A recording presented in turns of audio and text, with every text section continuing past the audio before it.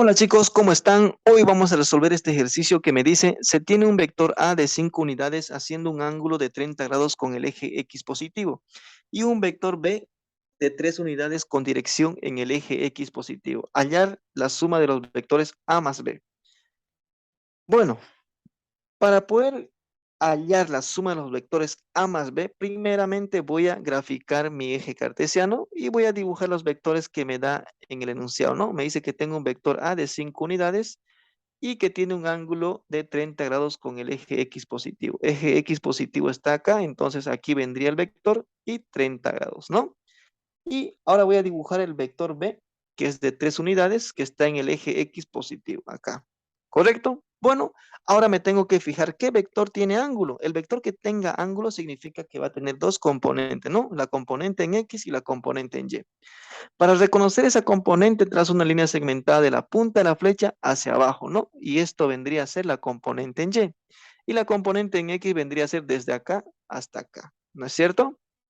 Ya encontré sus componentes del vector A. El vector B no tiene componente porque no tiene ángulo. Ahora saco los datos para facilitar mi cálculo. A 5 unidades, B 3 unidades y el ángulo del vector A es de 30 grados, ¿no es cierto? Bueno, para poder hallar el vector suma, que vendría a ser la fuerza o el vector resultante, el total, ¿no? De la suma, primeramente voy a realizar ciertas operaciones matemáticas, en la cual voy a decir A más B va a ser igual, pongo paréntesis, pongo punto y coma, pongo otro paréntesis. En el primer paréntesis voy a poner todas las componentes eh, que se encuentran en el eje X. Y en el otro paréntesis voy a poner todas las componentes que se encuentran en el eje Y. ¿Ya? Entonces, aquí vendría a ser AX, como es suma, más BX, ¿no? Y aquí vendría a ser AY más BY, ¿correcto?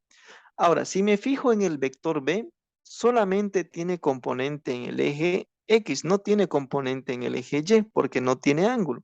Entonces, como no tiene, esto vendría a ser cero y se simplificaría un poco más mi ecuación, ¿correcto? Entonces, voy a escribir nuevamente AX más BX, punto y coma, y aquí vendría a ser simplemente AY. Ahora voy a desglosar las componentes.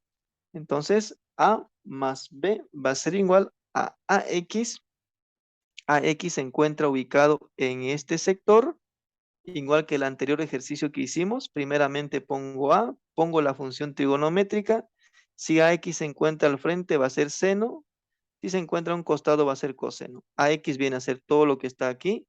Entonces, como se encuentra a un costado va a ser coseno del ángulo. ¿Qué ángulo tiene? 30, ¿no? Más BX. BX, B no tiene componente, solo tiene componente en el eje X, entonces va enterito, ¿no? Entonces sería B nomás, ¿no? Punto y coma. AY, primeramente pongo A. Ahora, AY viene a ser todo esto, ¿no? AY. Como se encuentra al frente del ángulo, entonces va a ser seno. ¿De qué ángulo? De 30, ¿no? Y listo. Ahora voy a reemplazar datos, ¿no? A más B va a ser igual a A. ¿Cuánto es A? 5U coseno de 30, ¿no? Más B. ¿Cuánto es el valor de B?